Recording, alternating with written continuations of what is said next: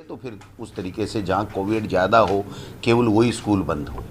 तो इसके लिए मैंने दोबारा मेरा जो विभाग का मत था वो मैंने प्रमुख शासन सचिव होम को अवगत कराया है और माननीय मुख्यमंत्री जी से अभी शाम को हमारी दूसरी मीटिंग है, तो उसमें मैं जाऊंगा तो हम सब लोग चर्चा करके एक समुचित निर्णय लेंगे। लेकिन कोविड से लोगों को बचाना है, बच्चों को बचाना है और हमें एक साल भी बच्चों का बर्बाद नहीं हो इस बात को भी देखना है। तो सरकार रोज़ाना प्रतिदिन इसके ऊपर मंथन मनन करती है और उसके बाद में निर्णय लेती है। तो मैं समझता हूँ कि इसके बारे में हम लोग आज शाम तक कोई न कोई और निर्णय लेंगे कि भाई किस तरीके से इसी एसओपी पे जाना है या इसमें कोई थोड़ा बहुत संशोधन करना है, तो ये शाम तक क्लियर लेकिन विभाग का मतलब है कि जो जहाँ कोविड ज़्यादा है वहीं बंद होनी चाहिए। नहीं, विभाग का तो ये मत है कि कोविड से तो बच्चों को बचाना ही बचाना चाहिए, लेकिन इसमें असमानता नहीं होनी चाहिए। असमानता होने से फिर वो जो प्राइवेट स्कूल वाले हैं उनकी दिक्कत आती है कि साहब हमारी स्कूल तो नहीं चल रही है और पड़ोस में 2 किलोमीटर पे स्कूल चल रही है, तो फिर मैं समझता हूँ उनके लिए थोड़ी दिक्कत आती है। तो इस पे पूरा करेंगे क्योंकि इसमें हेल्थ डिपार्टमेंट भी इन्वॉल्व है, इसमें होम भी डिपार्टमेंट भी इन्वॉल्व है, इसमें मुख्यमंत्री जी के स्तर पे इस तरह के निर्णय होने होते हैं। तो हमने हमारी बात रखनी है, उसके बाद में फैसला अंतिम माननीय मुख्यमंत्री जी को करना है। तो तैयारी से क्यों नहीं आया? जब अधिकारी आज मंत्री बैठक ले रहे हैं तो तैयारी से अधिकारियों को आना चाहिए। वो जाने क्यों नहीं आए, लेकिन नहीं आए तो मैंने उसको पोस्टपोन कर दी और 2-3 दिन के अंदर दोबारा उसकी जो डिटेल हमको चाहिए जिस मीटिंग के लिए, जिसका पर्पज़ है, जिस तरीके से, तो उसके लिए दोबारा तैयारी करके आ जाएंगे। मतलब 5 के जो स्टूडेंट्स हैं उनको प्रमोट करने का फैसला लिया गया है। अब चर्चा चल रही है कि यही फॉर्मूला 8वीं तक के बच्चों पर लागू हो सकता है, 8वीं तक के बच्चों को प्रमोट किया जा सकता है। करेंगे, आज इस पे चर्चा भी करेंगे, इस पे भी चर्चा करेंगे। अधिकारी आए हुए हैं तो हमारी एक दूसरी बैठक भी हमने आज रख रखी है, जो भर्तियां कोर्ट में अटकी हुई हैं उसको लेकर के भी हमने चर्चा रख रखी है अधिकारियों के साथ में।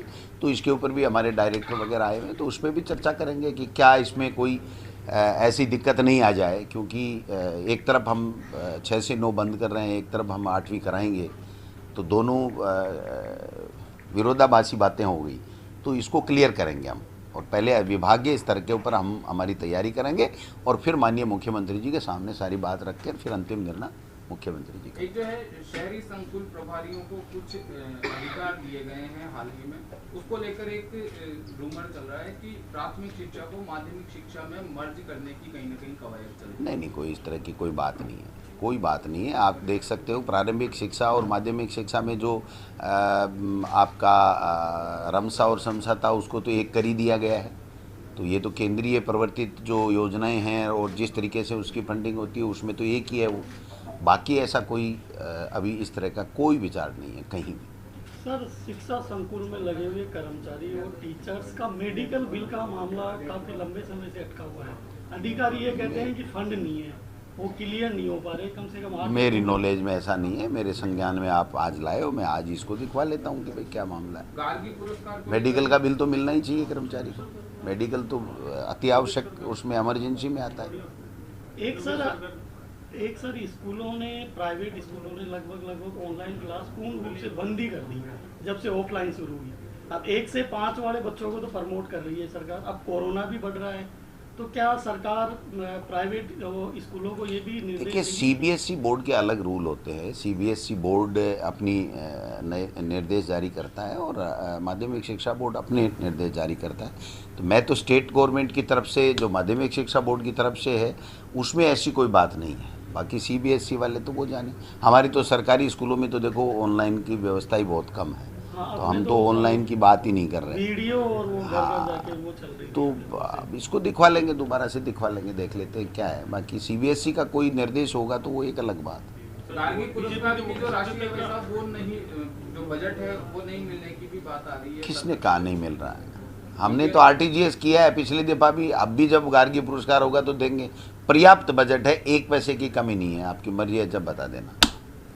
भरत सिंह जी का एक लेटर हाल ही में वापस से मुख्य सचेतक का ऑडियो वायरल हो रहा है। बीजेपी के कह रहे हैं कि इतलिया को मसल कर रख देंगे। ये बीजेपी का चाल, चरित्र और चेहरा देश के सामने अब धीरे धीरे आ रहा है। एक नहीं, अनेकों आएंगे।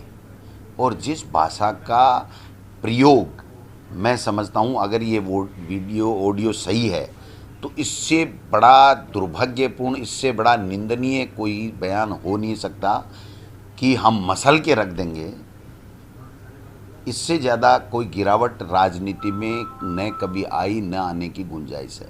और हम जो बार बार कांग्रेस पार्टी और राहुल गांधी कह रहे हैं, ये बात सत्य साबित हो रही है कि आगे आने वाले समय में मोदी के रहते चुनाव होंगे कि नहीं स्टेट्स में और देश में, इस पे भी प्रश्नवाचक चिन्ह लग गया है। आप जिस भाषा का उपयोग करके बाप भाई और बेटे से कॉलर पकड़ करके, पत्नी से अनशन करवा करके, आत्महत्या की धमकी दिलवा करके और उससे आप नॉमिनेशन वापस करवा रहे हो, और एक तरफ ये कह रहे हो कि अमित शाह जी की नज़र है रगड़ के रख देंगे, तो आप समझ सकते हो। अब भैया आपको सोचना है, क्योंकि आपकी वॉइस दूर दूर तक गांव ढाणी में बैठे सब जगह जाती है, पूरे देश में दुनिया में जाती है। तो मैं समझता हूँ ये नैतिकता की हदें पार करने वाला काम है और इनको कोई लाभ नहीं मिलने वाला है। ये खड़े रहने से जितना लाभ मिलता ना इनको, मैं कह रहा हूँ इतना बड़ा नुकसान होगा। आपने देखा कल कितने लोगों ने, पीतिलिया जी के समर्थकों ने मीटिंग करके कहा कि हमारे साथ अन्याय हुआ है और हम इस अन्याय का बदला लेंगे। तो आप समझ सकते हो कि उनकी क्या हालात है। एक तरफ चुनी हुई सरकार को गिराने का षड्यंत्र कर रहे हैं, दूसरी तरफ कोई फार्म भरना चाहता है जिसका लोकतंत्र में अधिकार है संविधान के मुताबिक, उसका हनन किया जा रहा है। किसान 150 दिन से बैठे हैं, उनकी कोई सुनने वाला नहीं है। केवल राहुल जी कह रहे हैं ना, 2 और 2 के लिए सरकार चल रही है, केंद्र की सरकार। नहीं, उनका 1 दिन का कार्यक्रम आया है, वो तो उनके ऊपर है। अभी तो 6 तारीख का कार्यक्रम है उनका, अब वो कैंप करें।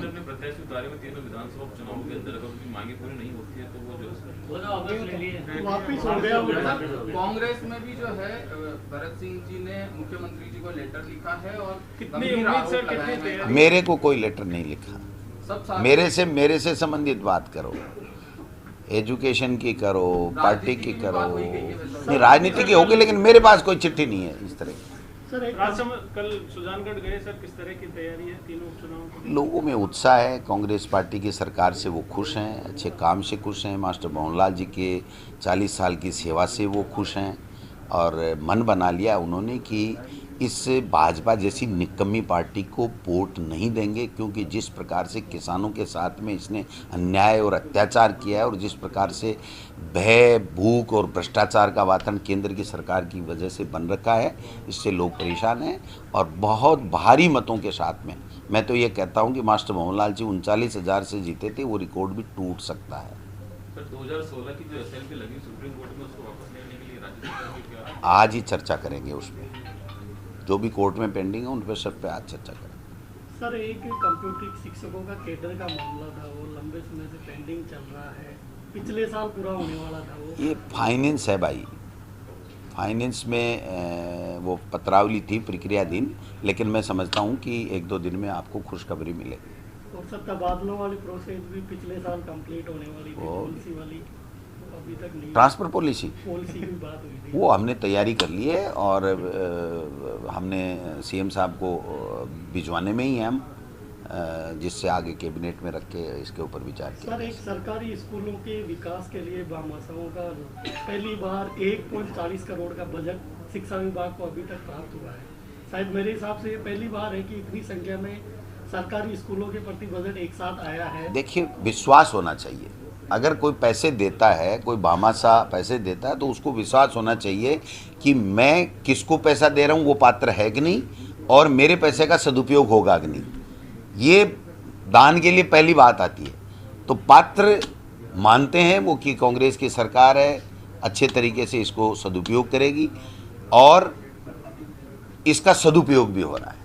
आप देख सकते हो कि क्वालिटी एजुकेशन में हम दूसरे नंबर पे आए हैं, तो सब लोगों के सहयोग से ही आए। कोई एक व्यक्ति की कोई चिराग तो था नहीं कि उसकी वजह से आगे। तो मैं समझता हूँ एजुकेशन के प्रति लोगों का रुझान बढ़ा और एक हमने जो पहली बार राजस्थान में प्रयोग किया, इसका भी फ़र्क पड़ा है कि सरकारी स्कूलों में एनुअल फंक्शन करा के एलुमनाई को बुलाया गया।